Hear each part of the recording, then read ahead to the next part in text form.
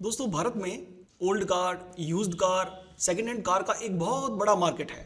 और अभी हाल ही में 21 दिसंबर को जो जीएसटी काउंसिल की मीटिंग हुई थी उसमें ओल्ड कार्स पर 18% टैक्स प्रपोज किया गया। तो आज के वीडियो में हम देखने वाले हैं कि सेकेंड हैंड कार्स के साथ इस तरह के ट्रांजैक्शंस की एंट्रीज टेली प्राइम में किस तरह से पोस्ट की जाएगी।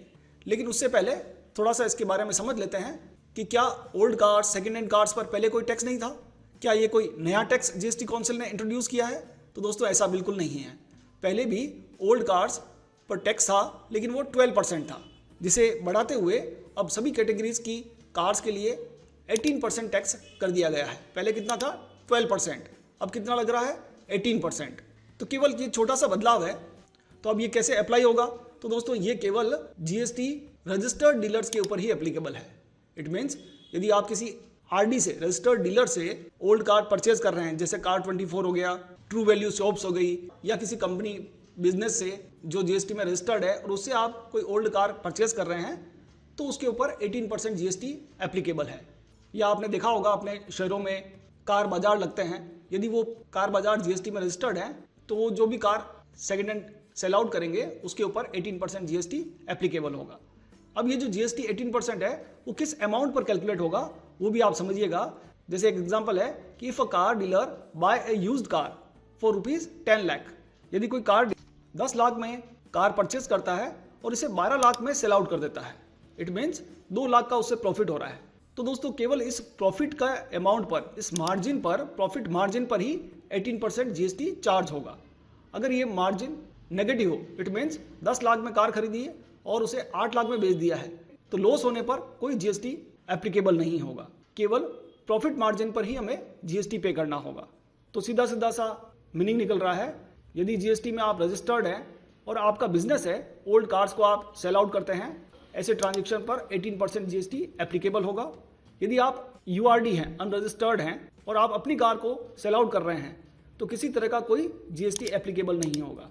मीन्स आप इंडिविजुअल हैं और आप अपनी कार को कहीं बेचना चाहते हैं, सेल आउट करना चाहते हैं, जीएसटी एप्लीकेबल नहीं होगा।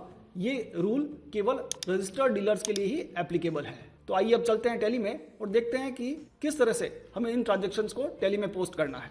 दोस्तों टैली में ओल्ड कार से जुड़े हुए ट्रांजैक्शंस को पोस्ट करने के लिए हम एक एग्जांपल के साथ आगे बढ़ेंगे।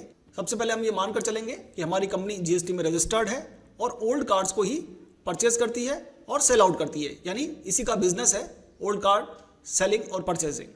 इट मीन्स ये हमारे लिए एक स्टॉक आइटम हो गया है ओल्ड कार्स। यहाँ पर उसी को ध्यान में रखते हुए कुछ लेजर्स मैंने पहले से क्रिएट कर लिए हैं, जैसे कुछ क्रेडिटर्स बनाए हैं, डेटर्स बनाए हैं, सीजीएसटी, एसजीएसटी, परचेज, सेल्स, ये सारे कॉमन लेजर्स बना लिए हैं और एक स्टॉक आइटम क्रिएट कर लिया है ओल्ड कार के नाम से।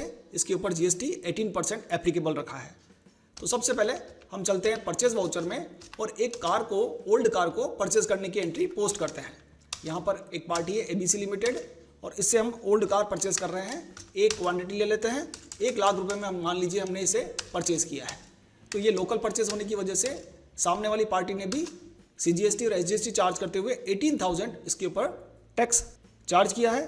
और इस एंट्री को सेव करने के बाद जब इसी कार को हम लोग सेल आउट करेंगे F8 सेल्स वाउचर में, तो यहाँ आप देखिएगा एक नई पार्टी बना लेता हूँ मैं, ओम कुमार। इनको हम लोग सेल कर रहे हैं, ये हमारे डेटर हैं और अनरजिस्टर्ड हैं, कंज्यूमर हैं। अब इन्हें सेल आउट कर रहे हैं ओल्ड कार, वही कार जो अभी हमने 1 लाख में खरीदी है वो इन्हें हम बेच रहे हैं 2,50,000 रुपये में। तो यहाँ दोस्तों सीजीएसटी और एसजीएसटी फिर से हमें चार्ज करना है, जो कि होगा 18% Alt A Alter F1। आप देखेंगे यहाँ पर जीएसटी टैक्स एनालिसिस विंडो में 45,000 का टैक्स बन रहा है, लेकिन टैक्स की कैलकुलेशन किस अमाउंट पे हो रही है? 2,50,000 पर।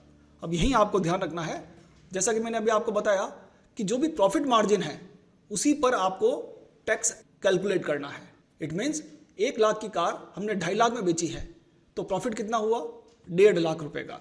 तो जो 1.5 लाख प्रॉफिट मार्जिन है उसी पर टैक्स हमें कैलकुलेट करना है। अब टैली में उसे किस तरह से किया जा सकता है? तो उसके लिए आपको F12 प्रेस करना है और यहाँ पर जीएसटी डिटेल वाला जो ऑप्शन आ रहा है, modify GST HSN SSC deleted details, इसे आप यस कर लीजिए। देन जैसे ही आप अपना आइटम सेलेक्ट करते हुए एंटर प्रेस करेंगे तो टैली आपको ओवरराइड टैक्सेबल वैल्यू का ऑप्शन पूछेगा। आप यहाँ यस कर लीजिएगा। अभी टैक्स कैलकुलेट हो रहा है 2,50,000, जिसकी जगह पर हमें टैक्स कैलकुलेट करवाना है 1,50,000 पर। तो जैसे आपने एंटर प्रेस किया, अब आप देखिए CGST HGST का कैलकुलेशन चेंज हो गया है और Alt A Alt F1 करके देखिए 1,50,000 पर टैक्स कैलकुलेट होते हुए 27,000 टैक्स यहाँ पर दिखाई दे रहा है। तो ये ऑप्शन आपको इस तरह के ट्रांजेक्शन में एक्टिवेट करना पड़ेगा, जिससे केवल प्रॉफिट मार्जिन पर ही टैक्स कैलकुलेट होगा।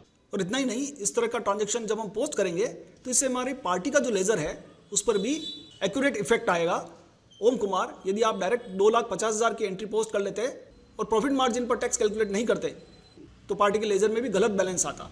यहाँ पर उस ऑप्शन को एक्टिवेट करने की वजह से टैली पार्टी के लेजर में भी सही बैलेंस को अपडेट करेगा। तो सबसे पहले हम पार्टी का लेजर देख लेते हैं, उसके बाद GST रिपोर्ट्स को देखते हैं वहाँ पर क्या डिस्प्ले हो रहा है। लेकिन जैसे आप इस एंट्री को सेव करने के लिए जाएंगे तो टैली नीचे आपको एक मैसेज बॉक्स डिस्प्ले करेगा। क्योंकि हमने टैक्सेबल अमाउंट को चेंज किया है इसलिए यहाँ पर आपको ओ प्रेस करते हुए इस एंट्री को सेव करना पड़ेगा, अदरवाइज GST रिटर्न में ये अनसर्टन ट्रांजेक्शन में पोस्ट हो जाएगी। तो मैं अभी ओ प्रेस करते हुए इसे सेव कर लेता हूँ। अब सबसे पहले आपको पार्टी का लेजर दिखाता हूँ। तो पार्टी के लेजर में चलते हैं, उसका शॉर्टकट होता है DAL। देन यहाँ पर हमारी पार्टी थी ओम कुमार, यहाँ देखिएगा परफेक्ट कैलकुलेशन होते हुए दिखाई देगी 2,77,000। और इसी तरह से GSTR रिपोर्ट को देखते हैं। GSTR1 ये ट्रांजेक्शन नीचे B2C सेक्शन में दिखाई दे रहा है। 1.5 लाख रुपए टैक्सेबल अमाउंट है और उसके ऊपर 27,000 हमें GST पे करना होगा। GSTR3B में देखते हैं। GSTR3B सेल्स पर टैक्स बन रहा है 27,000 रुपये और जो परचेज किया था हमने कार तो उस पर 18,000 का GST चार्ज हुआ था। इट मीन्स 18,000 की ITC थी, 27,000 हमारा लाइबिलिटी है और अभी भी हमें 9,000 का लाइबिलिटी और पे करना होगा और यही अमाउंट हमारी बैलेंस शीट में भी डिस्प्ले होगा। Duties and taxes 9,000 credit balance. It means ये लाइबिलिटी है हमारी और इस अमाउंट को हमें पे करना होगा। तो दोस्तों अभी आपने देखा कि किस तरह से यूज्ड कार से संबंधित ट्रांजेक्शन्स को टैली में पोस्ट किया जा सकता है। यदि आज का हमारा यह वीडियो आपको पसंद आया हो, उपयोगी लगा हो, ज्ञानवर्धक लगा हो तो आप इसे जरूर लाइक करें, शेयर करें और कमेंट करें। आज की वीडियो में इतना ही, मिलते हैं अगले वीडियो में। तब तक के लिए खुश रहिए, सीखते रहिए, सिखाते रहिए। वीडियो देखने के लिए बहुत बहुत धन्यवाद।